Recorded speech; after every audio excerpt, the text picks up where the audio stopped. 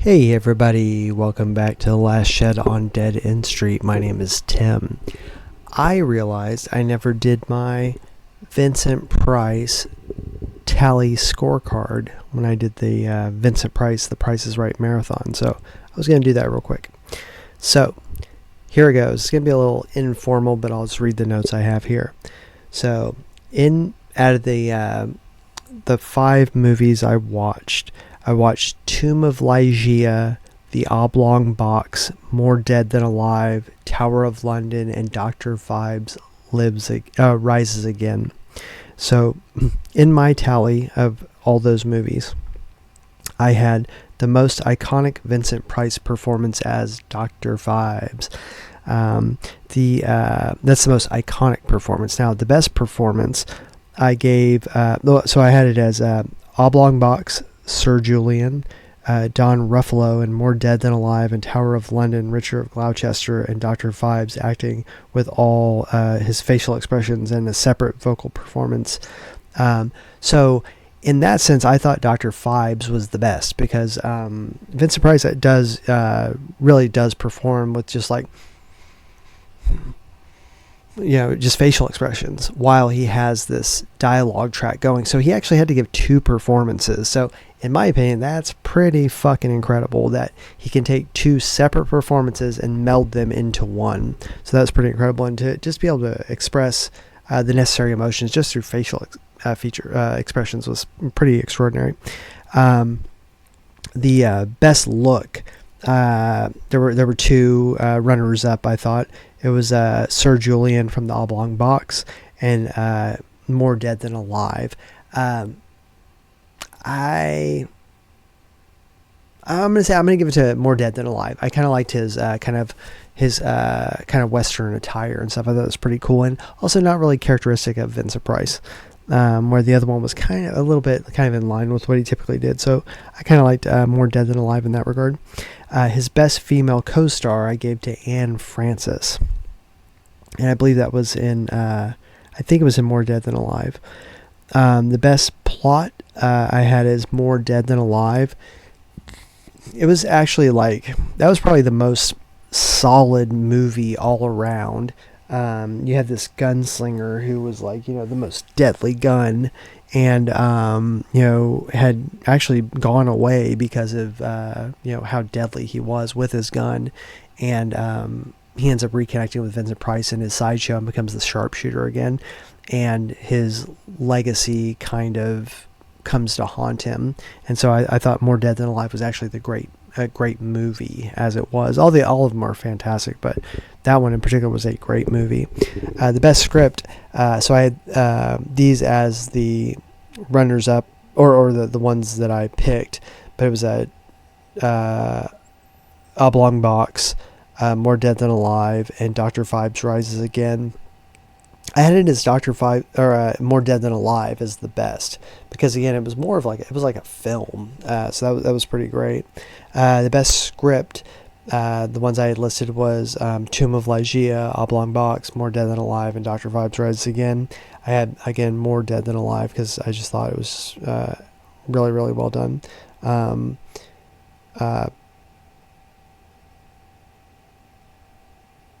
I think I just repeated that. Anyway, best plot, More Dead Than Alive.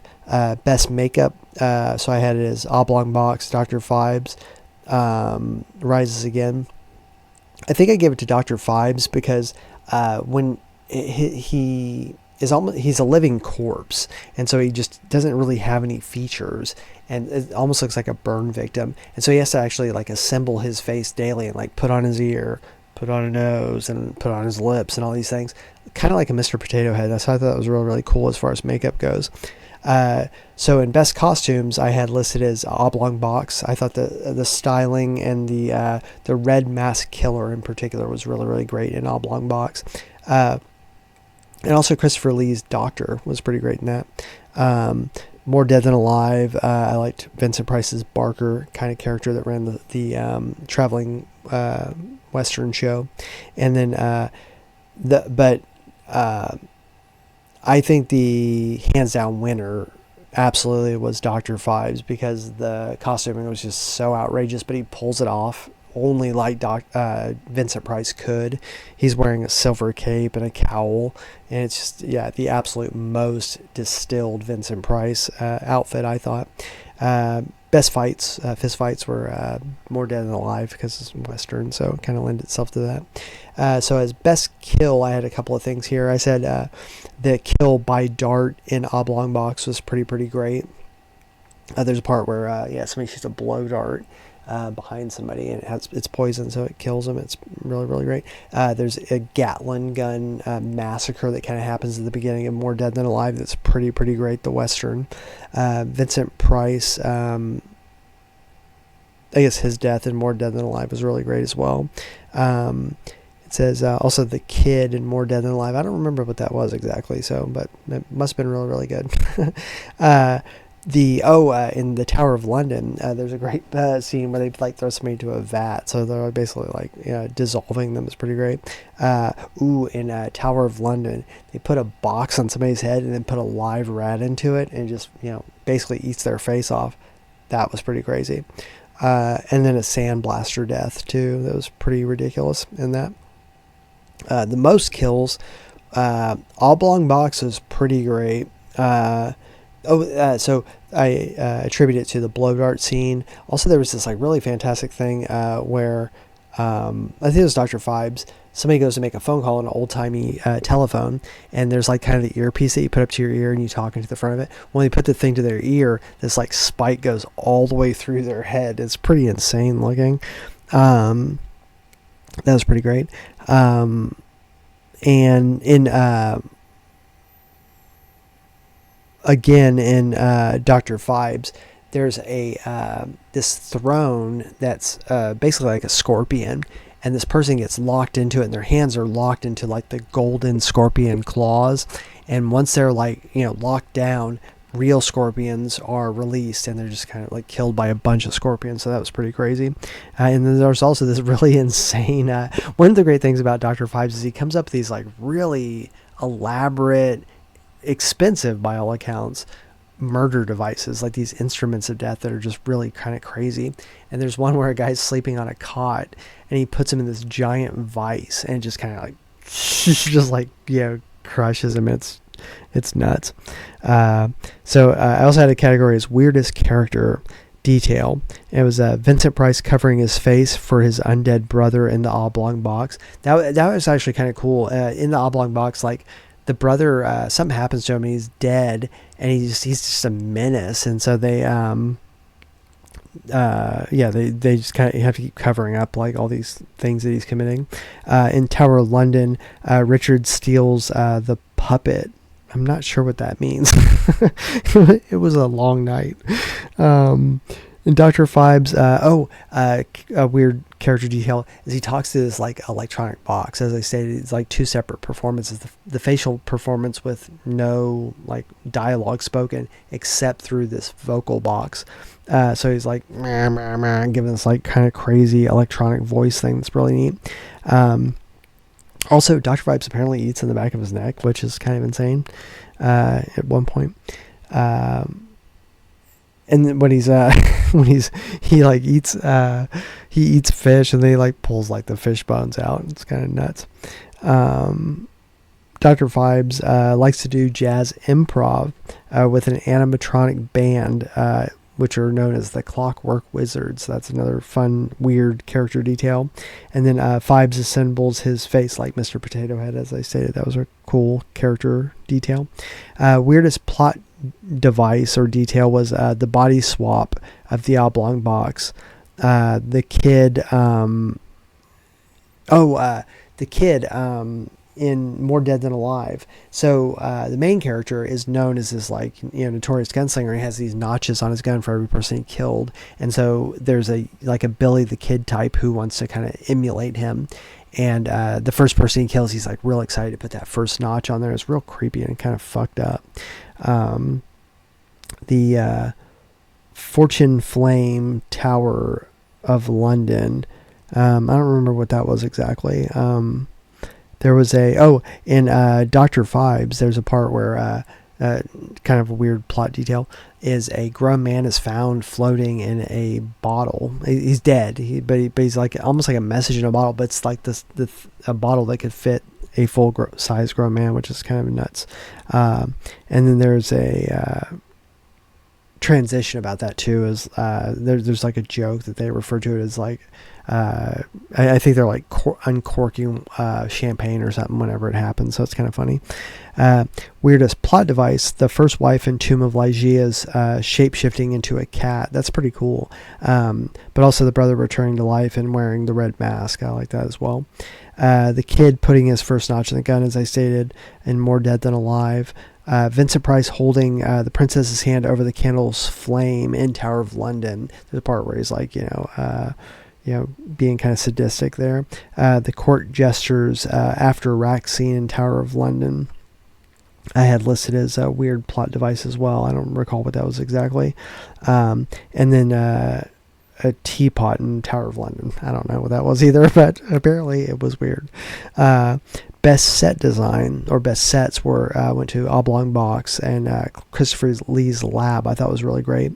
More Dead Than Alive, the Western sets were really great, and the Traveling Show was really great.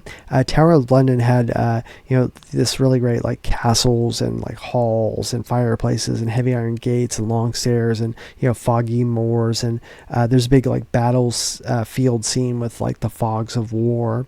And then another cool set was in Dr. Phibes Rises Again. There's like his he has this giant organ like that he plays with his animatronic band. That's really, really cool. And the old lab I thought was really cool.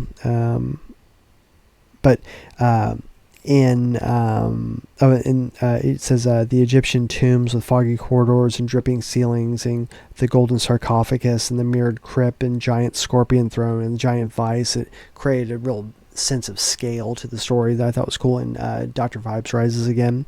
The best settings I had in here were Oblong Box, which was kind of like wet London, and it was like kind of like a agrarian kind of society there. And it was also set in Africa at one point, because that was the thing. They performed some sort of a ritual that made the brother undead in Oblong Box, which was really cool. So he's like a zombie that they have to kind of like, keep from causing mayhem and keep it under wraps. More Dead Than Alive had really cool like Western setting, in 1891. Tower of London was like kind of a royal intrigue thing that I liked. And then in Dr. Phibes, they went from like Scotland Yard to Egypt, and they're kind of bouncing all around in his lab and stuff, so that was really, really cool. I had category as creepiest was Oblong Box, Tower of London puppet scene, which I don't really remember what that was. Dr. Phibes keeping his wife in a glass coffin. That's pretty weird. Best setup, More Dead Than Alive. The daring prison break that happens at the opening is pretty cool, and also Killer Kane's story, which is the gunslinger that has this like legacy. I thought was really cool as the best setup. Tower of London as well. Him being that was the thing.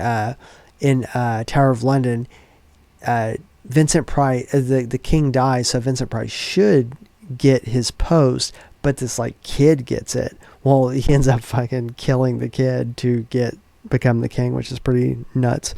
And then Dr. Phibes, of course, that he's returning. It's pretty cool. Oh, the thing about the sets and the sense of scale, they show like these like huge. You only see the feet of like these pharaoh statues because they're so massive, but like people standing next to it look miniature because these feet and the legs are just so massive. So the actual like full thing just should be towering above them, but they only show you the feet. So it's a really great use of production design there.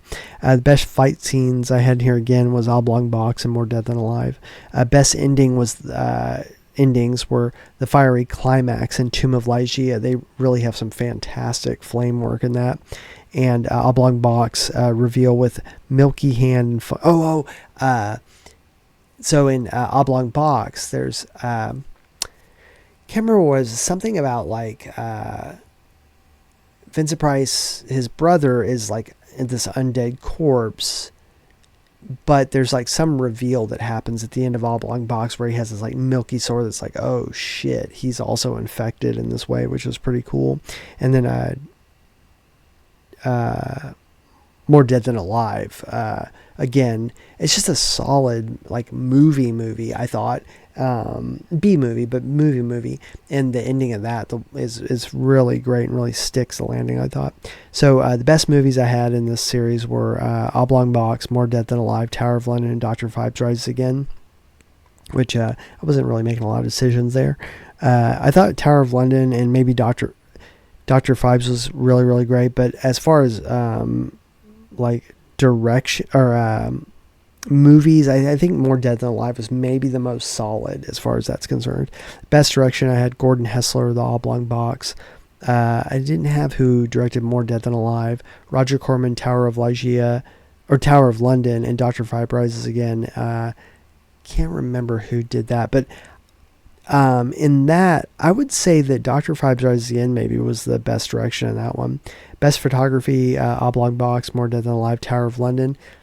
I might go with Tower of London on that one. Nice black and white photography. Best special effects photography, Tomb of Ligeia. Those fire scenes were really, really incredible. More Dead Than Alive had a lot of really cool action scenes, and then Tower of London had cool ghost scenes. But I think I might give best special effects to Tower of Ligeia because the flame climax is pretty fantastic. And I put runner up as Tower of London there because I thought it was a cool progression in Roger Corman's career of having these superimposed ghost effigies throughout. Most candles goes to Tower of London. And notable props went to the crystal drank cup from Tower of London that he has this like just crystal goblet. It's pretty great. And then the crowning achievement I have in these movies was Prison Break, More Dead Than Alive, medieval field battle scenes from Tower of London. Those are really, really great, actually. The fact they pulled those off, I would guess, on probably a soundstage. But anyway, so when I watched those movies that night, I kind of made just a kind of a fun tally list. I hope that some people had joined me, but it didn't really work out but I thought it'd be really fun for us to kind of like put what we thought our best things were throughout the course of the series. So anyway, I meant to post those with the other movies when I watched them that night. I just kind of ran out of steam there. So anyway, hopefully you haven't watched this because my God, why would you waste this much time of your life? But if you have, hopefully you enjoyed it. And if you didn't, my apologies. My name's Tim, Last Shed on Dead History.